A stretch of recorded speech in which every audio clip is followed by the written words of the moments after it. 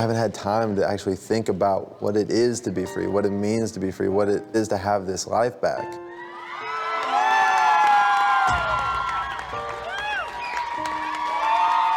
I get out and it's such a different world, and there's so much more going on. I'm ready for anything, really. I kind of want some Dairy Queen. All rise, please. I'm Erin Moriarty. I've been following the case of Ryan Ferguson since 2005, when he went on trial for the murder of newspaper sports editor Kent Heitholt. From the beginning, there was just something not right about this case. There is no physical evidence whatsoever to connect Ryan to the crime scene. Recording this will be Detective Strower. A lot of it's kind of foggy, kind of fuzzy to you as to what you remember. Your Honor, the state calls Charles Erickson. I looked up, and Ryan was over the victim. He had his foot on his back, and he was pulling up on the belt. The reality is that he chose to lie about me. As to count 1, guilty of murder in the 2nd degree. It just sucked the air right out of us. We were absolutely devastated.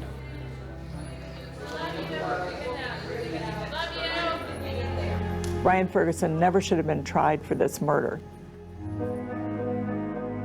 This case is full of holes. It's just full of holes. Ryan Ferguson is actually innocent.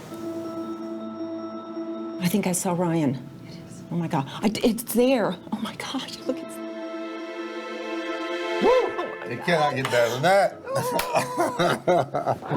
Oh my God.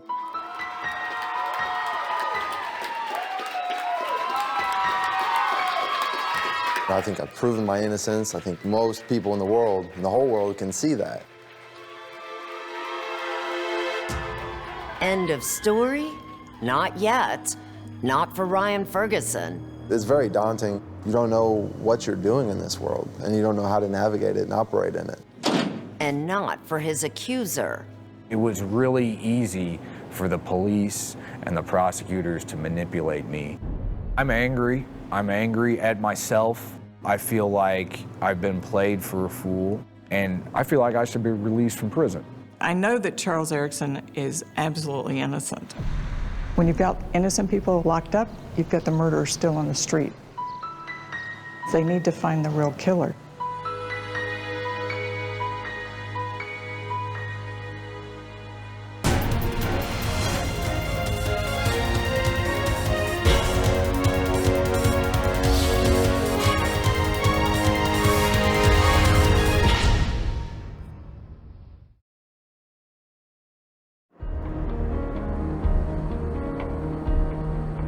It's an incredible feeling. I can go where I want and do what I want. That's just something I haven't experienced in my whole adult life, pretty much. Do you feel a little behind? Absolutely. There's so many things that you haven't done in a decade, and you have to learn them immediately. Now a free man. I was by myself for the first time driving down the highway. That's when I actually felt free. Ryan Ferguson spent nearly a decade trapped inside this Missouri state prison. The circumstances that put him there are bizarre. They began appropriately enough on Halloween night in 2001. Kent Heitholt, the well-liked sports editor of the Columbia Daily Tribune, was murdered. How would you describe his personality? Wonderful, wonderful guy to work with, and he was easy to learn from. He's one of the most popular men I've known. Part-time sports writer Michael Boyd, who spoke with 48 Hours in 2010, was among the handful of people working into the early morning hours with Heitholt. Sometime after 2 a.m., Boyd recalls, he left the office. Heitholt came out a few minutes later, and they chatted. Did he seem concerned about anything at that moment? No, just like normal. It was just a normal night. Shortly after Boyd drove off, 2 janitors came out on the loading dock and noticed Heitholt's car was still there. I had that gut feeling that something was wrong. One of those janitors, Shauna Ornt, remembers seeing 2 shadowy figures emerge from behind the car. One, a college-age male, she says, stopped to speak. Looked me dead in the eyes and said, "Somebody's hurt," and he walked off casually, like nothing had happened. Scared, Shauna went for help. 2 reporters rushed out and found their boss by his car in a pool of blood. Kent Heitholt had been bludgeoned and strangled. He's 6'4". No one's gonna mess with Kent. Who's gonna mess with Kent? Earlier on that same night, Ryan Ferguson was at a local bar just blocks away from the murder scene.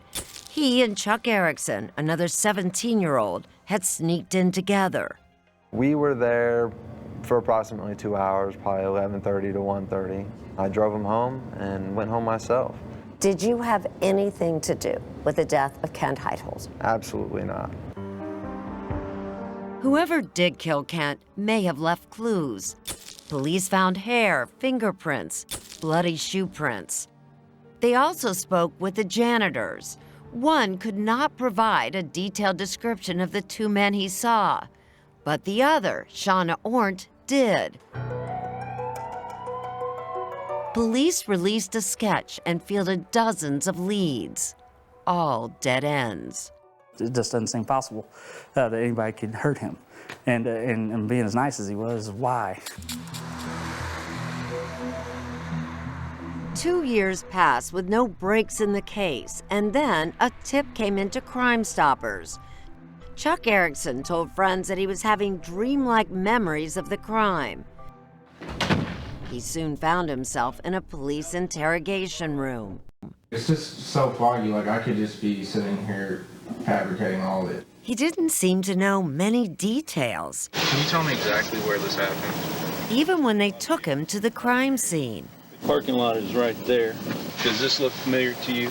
I don't remember most of what happened. But Erickson seemed eager to cooperate, especially as the questioning got aggressive. It's you that is on this chopping block, and I don't want to hear, all of a sudden I just think I maybe fabricated all this. Eventually, Erickson told them what they wanted to hear. He said that he and Ryan had run out of drinking money and decided to get more by robbing someone. Whose idea was it? It was Ryan's idea. Ryan's idea. Ryan, then in college, was also brought in. I wasn't there. I didn't do anything. Police questioned him for hours, but he stood his ground. You're trying to get me to admit to something I didn't do. I'm not lying to you, man. I was not there. In March 2004, both men were arrested and charged with murder.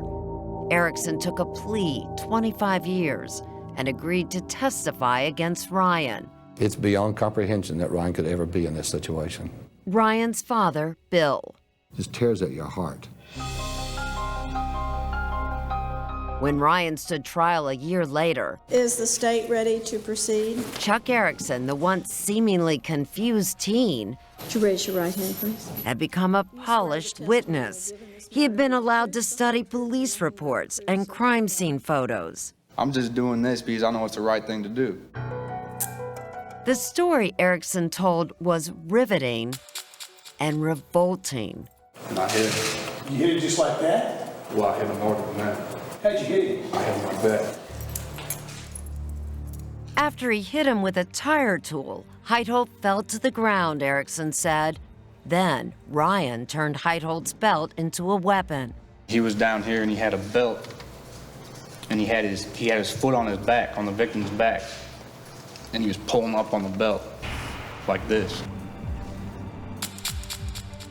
Still, none of the physical evidence, nothing tied Ryan or Chuck to the scene.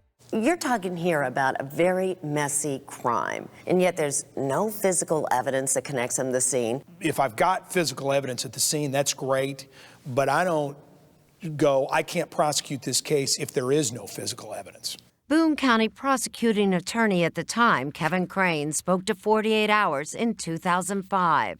Are you saying then, really, what most convinces you that Chuck and Ryan Ferguson killed Kent Heitholt is Chuck saying, we did this? Yes. You nervous?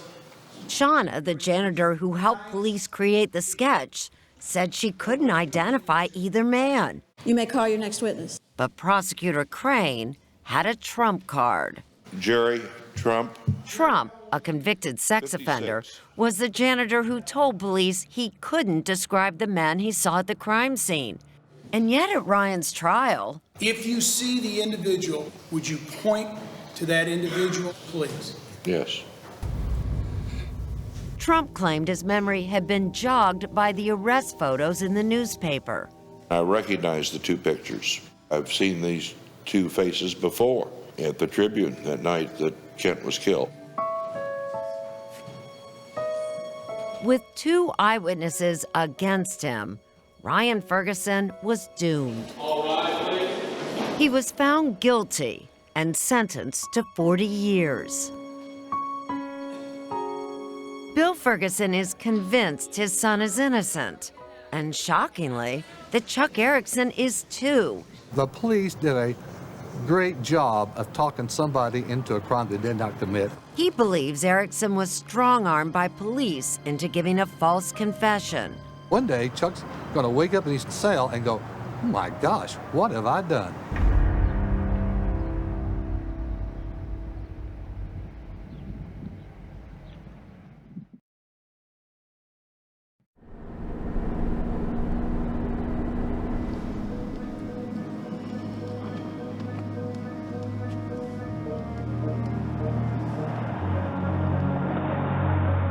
I started going to the crime scene within a week of the arrest.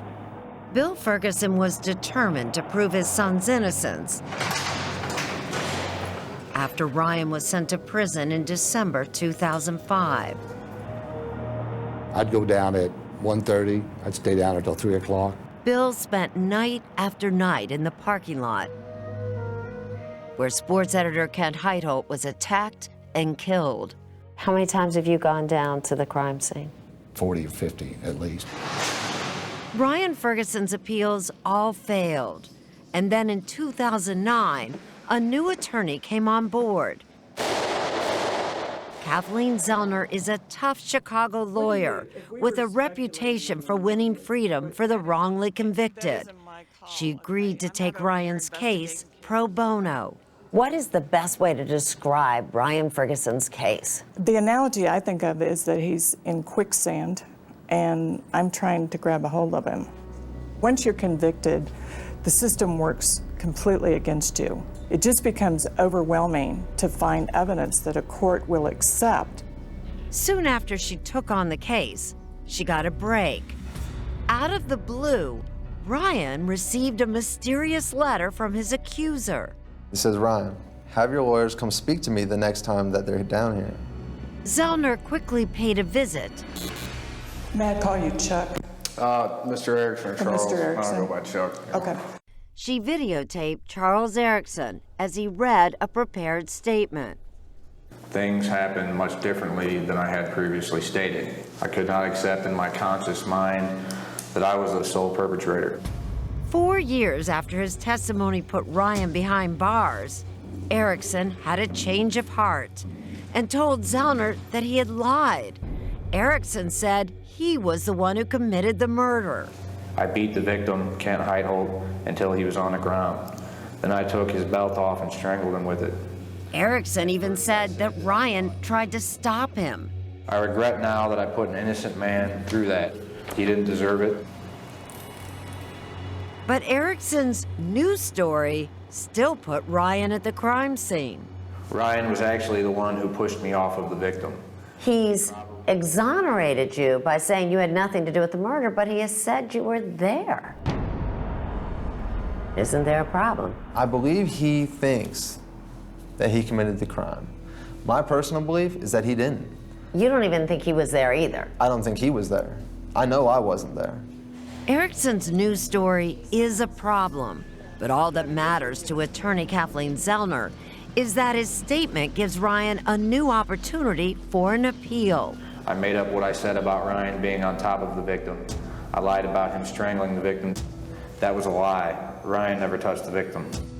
I think what's more important than the details of what he's saying about the crime is he's saying repeatedly, I lied to the jury. I committed perjury. And she sets out to prove that the story Erickson told at trial couldn't be true. The whole story about the robbery is preposterous. She points out that Heitholt's wallet wasn't taken. Only his keys and a watch were missing. What did they do, take Heitholt's watch back and barter for drinks?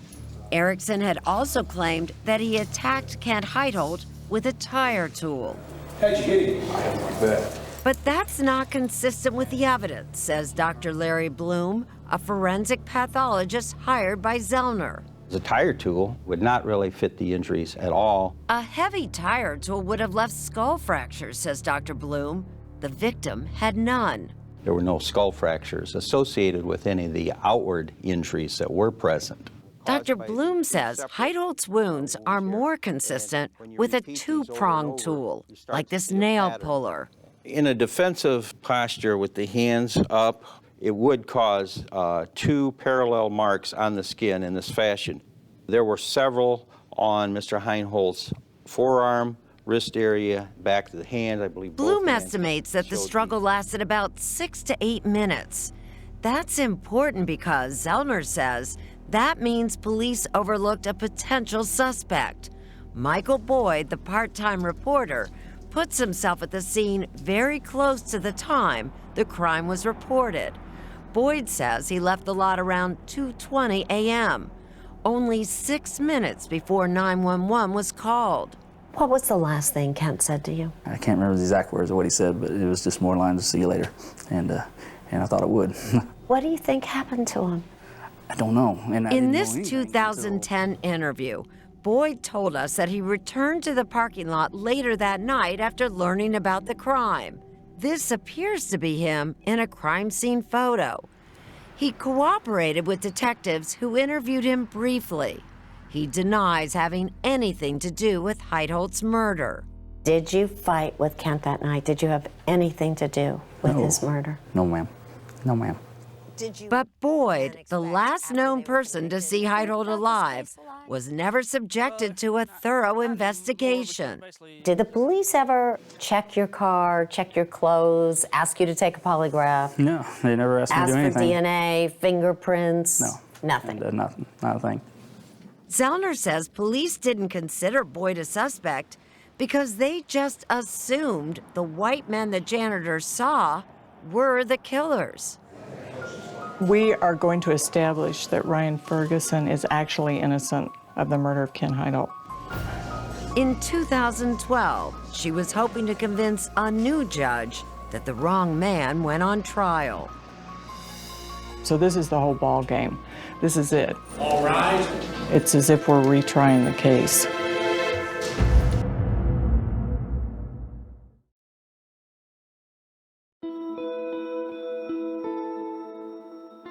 How do so many people get it so wrong that you end up in prison for 40 years for something you didn't have anything to do with? My life was taken because a jury made a decision based off of lies. 7 years after his trial, after 11 failed appeals, Ryan Ferguson is back in court asking a judge to overturn his conviction. Kathleen Zellner calls police interrogation expert Joseph Buckley to the stand. Be very leery of the voluntary confession, the person who walks in and says, I did it, because it's not typically what murderers do. Buckley tells the court that the confession of Charles Erickson, the state star witness, is suspect because the police fed him too many details. The number one thing you want to do is ask open-ended questions. That's not the case here, says Buckley. Watch what happened when Erickson is asked how Kent Heitholt was strangled. I think it was a shirt or something. Okay, well, I know it wasn't a shirt. It's like maybe a bungee cord. We know for a fact that his belt was ripped off of his pants and he was strangled with his belt. Really? Does that ring a bell? Not at all. And look at Erickson's face when police take him to the crime scene. That is the parking spot where Mr. Heitholt had his car parked. It's impossible, Buckley says, to tell what Erickson knew on his own, At the end of the day, you don't know what you have. even though he was so convincing at trial. And he was pulling up on the belt like this. His story does not match this crime scene. That is not what happened. At the hearing, Zellner calls a witness Ryan's jurors never heard. Michael Boyd, that last known person to see Heitholt alive. No one checks either of your cars. That's right. And nobody asked you what clothes you were wearing that night. But the most important witness to Zellner is an eyewitness who did testify before. Jerry Trump. Back in 2005, janitor Jerry Trump was a critical witness for the prosecution. Would you point to that individual, please? Yes. At Ferguson's trial, Trump told the jury that he had been in jail on a sex offense at the time Ferguson and Erickson were arrested. His wife sent him the newspaper article, Trump said, and the mugshot suddenly jogged his memory. But 7 years later, at this hearing, Trump says his trial testimony was a lie. And when you pointed to Ryan Ferguson in the courtroom and you said, that's the person you saw at the Columbia Tribune parking lot, was that true or false? False. The truth, he says, is what he first told the police. He could not identify either man he saw that night. It was very difficult for you to admit that you've lied. Absolutely, extremely difficult. Trump claimed it was the prosecutor, Kevin Crane, who showed him that newspaper. He said it would be very helpful if you could help us with this by identifying them. He says Crane assured him they had the right men. I felt very intimidated because the only thing I wanted to do at that point was to do the right thing. I'd been in enough trouble.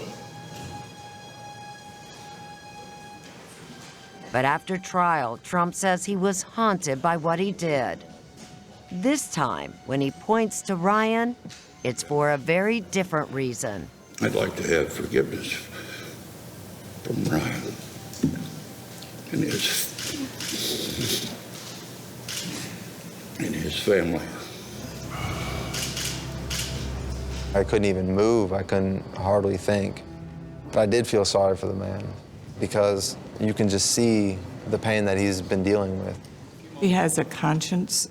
He was really evaluating his life, and he felt that what he'd done was terrible.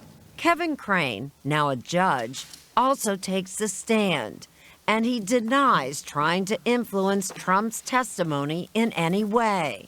Did you show Mr. Trump this article that day? Absolutely not. Crane claims Trump volunteered the information. Mr. Trump's in the doorway of my office, and unsolicited, very soon into the conversation, he said, I think I can identify these guys. You swear to tell the truth, the whole truth? But then, there's a surprising revelation, something Ferguson's team had never heard before, and it comes from Crane's own investigator, William Hawes. Where did he get the article? He said his wife sent it to him. As it turns out, Hawes tried to confirm Trump's story by speaking with Trump's wife. I explained to her that Jerry had said that she sent him an article, and she said, I don't remember that, and I really don't want to talk to you about this. That's crucial evidence, says Kathleen Zellner, that the prosecution never told the defense. All rise. Zellner says that if Ryan's lawyers had known that at trial, they could have argued that Trump was lying.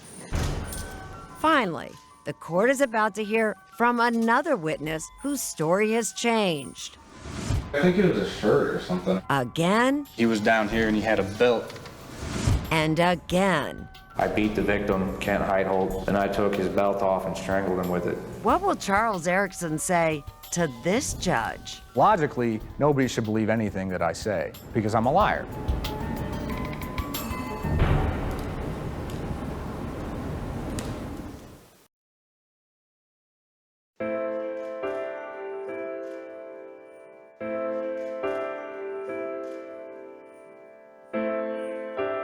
when he walked in. It's a very strange feeling seeing him again. You swear to tell the truth, the whole truth, and nothing but the truth, so help you God? Yes, I do. When Charles Erickson takes the stand at Ryan Ferguson's 2012 hearing, it is the first time since the trial that the men come face to face in court. I know that he chose to lie about me, so it kind of hurts that a person would do that for reasons that I don't understand. It was good to see him. It was good to see that he's doing all right and that he's alive. Erickson was in a Missouri prison serving his 25-year sentence when we first spoke with him in January 2013. He told us then that his entire testimony at Ryan Ferguson's trial was fabricated. The reason that I felt I needed to lie and make things up is because I couldn't remember anything. Whose idea was it? It was Ryan's idea. Ryan's idea. Despite everything he said before, Erickson now says he has never had any memory of what happened the night Kent Heitholt was killed, at least not after he sneaked into that bar.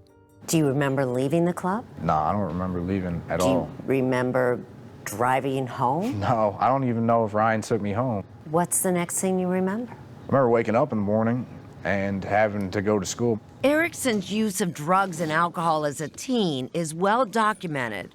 On that particular night, he says, along with abusing cocaine and the prescription drug Adderall, he had consumed a large amount of alcohol.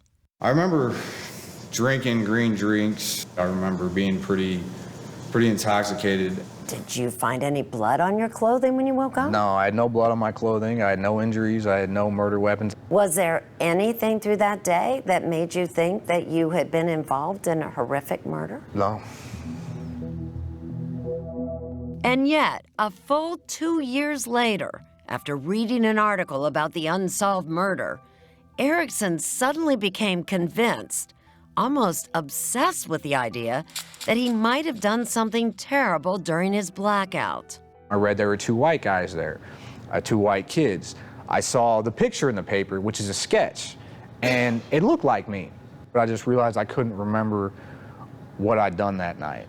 Help me out with this. Why would you suddenly think, just because you couldn't remember what you had done that night, that you might be involved in a murder? I'm trying to think about that night when I was very intoxicated. There's a lot of drugs in between then, and when I'm trying to think about it, I'm high on something. I was probably paranoid because of all the drugs that I was doing. When Erickson ran into Ryan at a party, he told him about those strange thoughts. Maybe he thought I was crazy anyway, but man, you're tripping. We didn't do that. You didn't kill that guy. Why didn't you believe him when Ryan said we didn't do this? It's not that I didn't believe him. I'm thinking, well, maybe he knows I don't remember and he doesn't want to tell me because he thinks I'm going to say something, or he thinks I'm going to flip out, or he thinks I'm going to kill him because he's a witness. I don't know.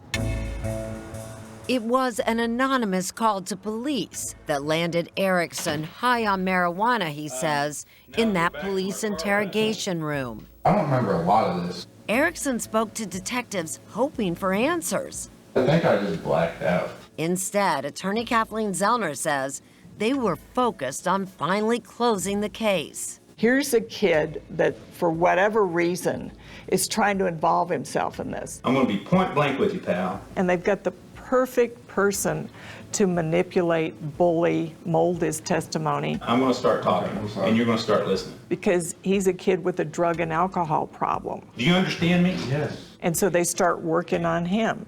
You better start thinking very clearly. They take advantage of him, and they scare him.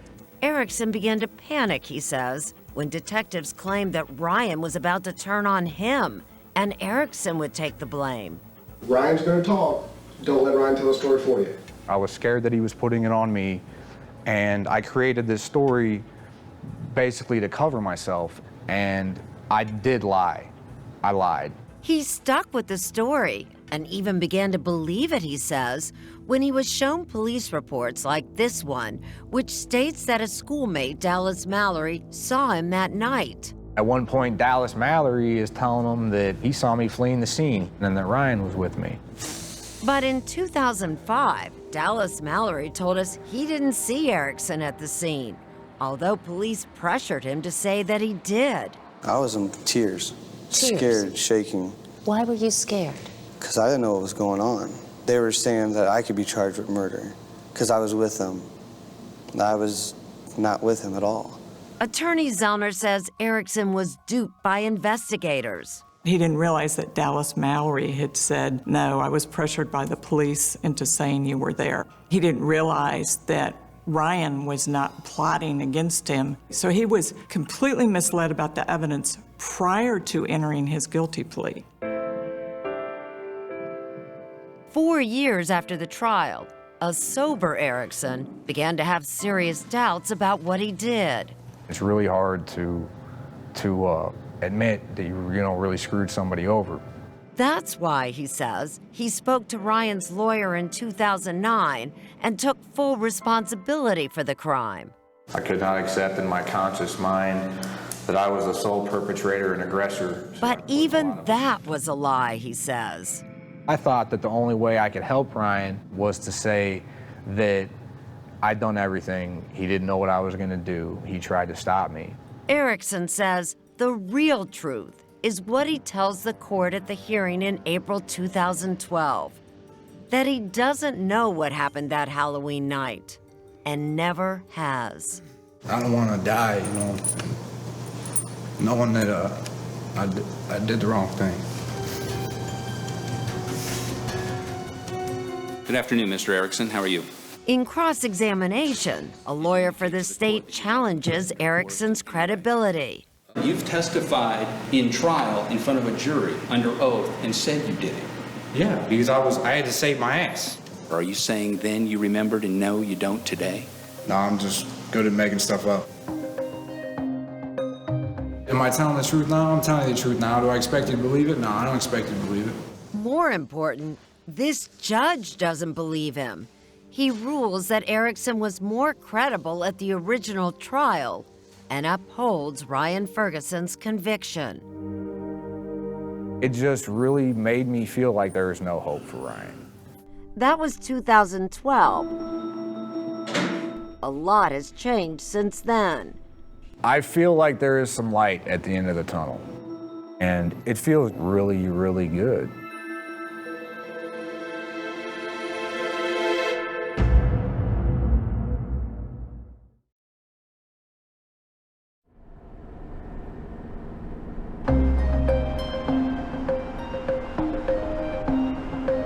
You just cannot give up. You just have to keep going. With Ryan still behind bars, Bill Ferguson takes to the road to tell his story. I've driven 9,000 miles in 21 days.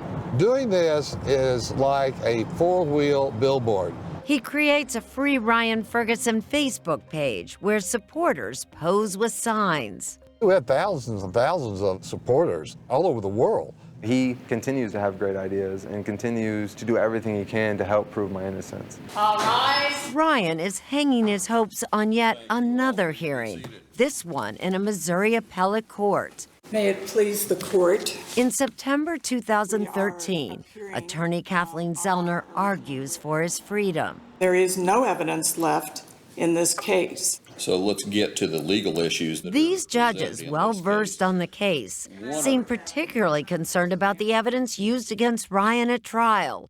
Specifically, how the janitor Jerry Trump was suddenly able to identify Ryan. Mr. Trump had come to an awakening of sorts based upon a newspaper article that his wife had purportedly sent him in prison. Generally, I've got it right? Absolutely. Okay.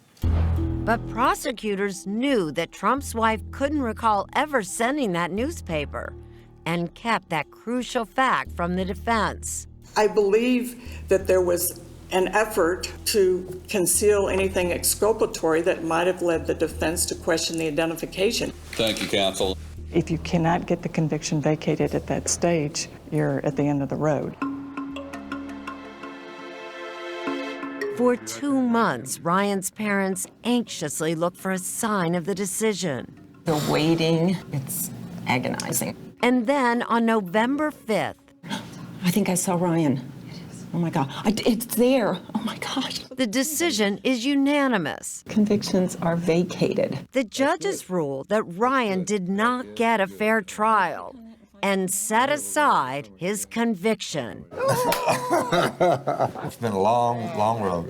Ryan, Hey, Ryan. Ryan, hey, man, congratulations. Can't wait to see you. Can't wait for my really long hug. Hell yeah, a real hug. Aaron, good to see you. We spoke with Ryan shortly after he got the news. You are, as you stand here, an innocent man. I'm an innocent man, and I hope the whole world can see it now. It's kind of overwhelming, but at the same time, you don't really feel it because you're still surrounded by these fences and the guards and everything. See you on the outside soon. I think once I'm with my family, that's when it'll probably hit me. Nearly 10 years after he was picked up for questioning, Ryan is finally free. The state has decided not to retry him. I thought about that moment so many times in the past of actually walking out and getting out of prison. While I was in the moment, I almost couldn't feel anything.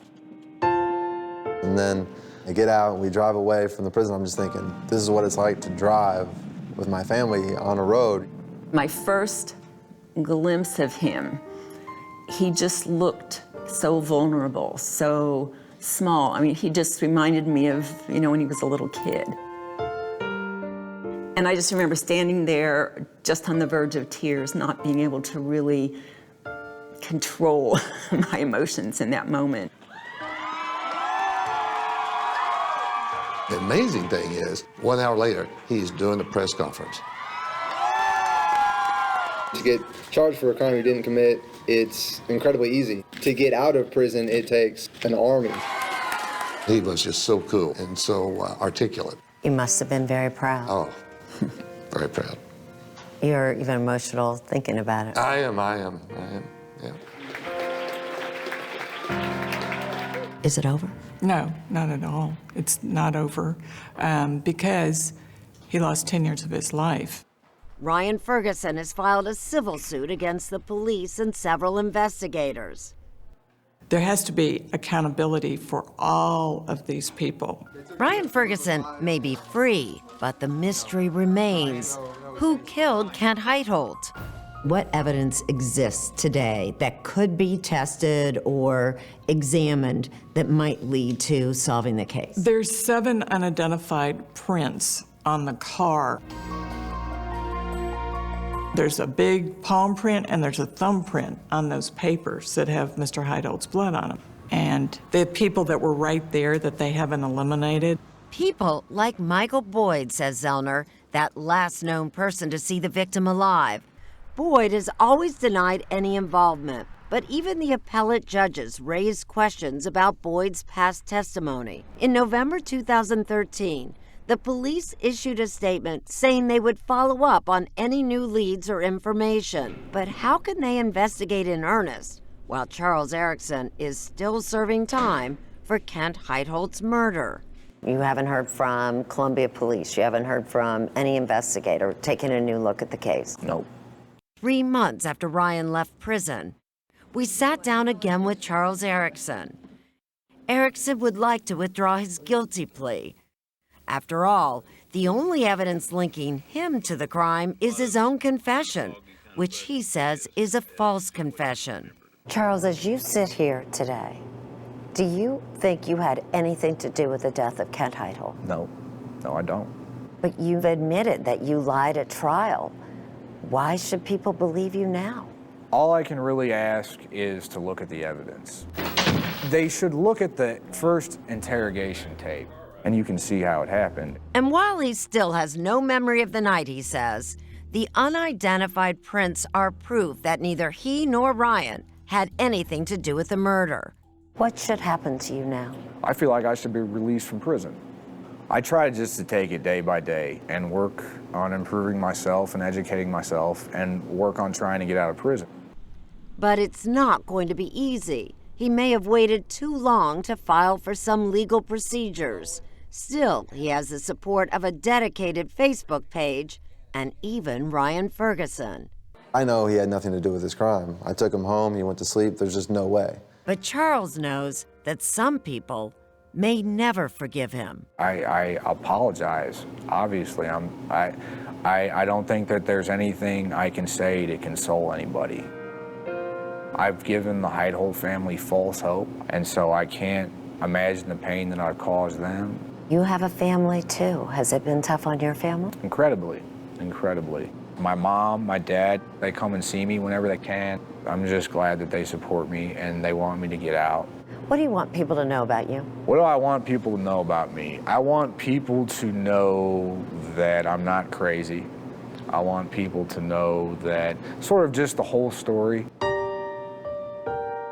The best part, he says, is that Ryan Ferguson is no longer behind bars. It feels good knowing that he's out, and it really feels like my load has been lightened. And I hope that he's able to do all the things that he wants to do.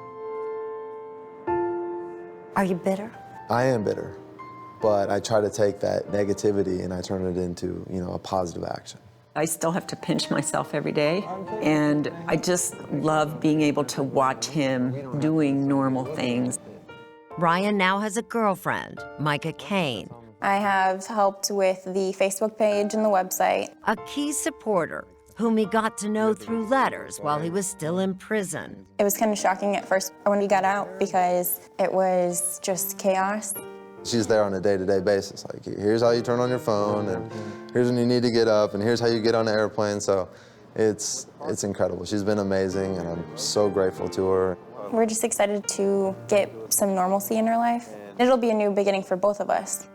Ryan has been making public appearances. He and Micah have moved far from Missouri, where his case is still controversial. The challenge is putting the painful past far behind. Nothing feels quite right. You always kind of feel like an outcast. You always feel like people judge you. You just have to accept that and move forward in your own life. But it's hard.